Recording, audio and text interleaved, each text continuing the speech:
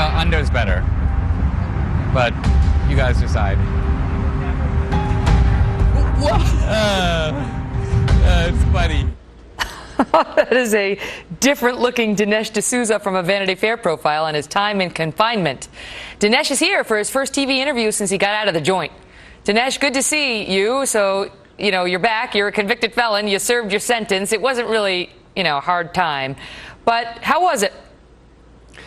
Well, Megyn, it was, remember when I came on your show right after my sentencing, and I was thrilled not to have a prison sentence and instead to be given this 8 months in a confinement center. Now, I was a bit surprised when I got in the confinement center to recognize that it was the whole gamut of criminals from, murderers to burglars to people who had been bringing people across the border, drug smugglers. People like you who made an illegal campaign donation. It's quite a range.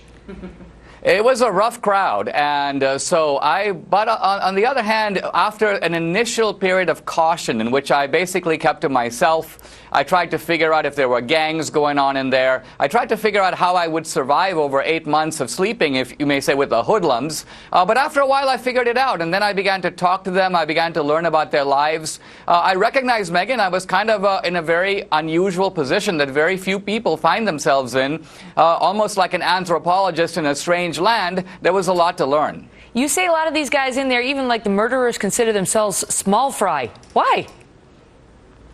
Well, what I realize is that there's a kind of, you may say, shamelessness among the criminals. I mean, we want people to be rehabilitated. We want them to feel appropriately humbled, to accept that what they did was wrong. And interestingly, most of these people do. It's not like in the Shawshank Redemption where they all say we're innocent. No, they admit that what they did is wrong. But they also have this view, it's kind of an ideology, you might say, that they are the small fry, that the big criminals are out there. They're at large, that they are so powerful that the system can't get them. In fact, they are the system. So I found this to be a very provocative and, in a sense, interesting idea. And I'm trying to research it now to investigate whether the criminals are basically right. I sense a new book and new movie in your future. I'm up against a break, but I have to ask you, did you convert anybody to Republicans like you said you were going to do?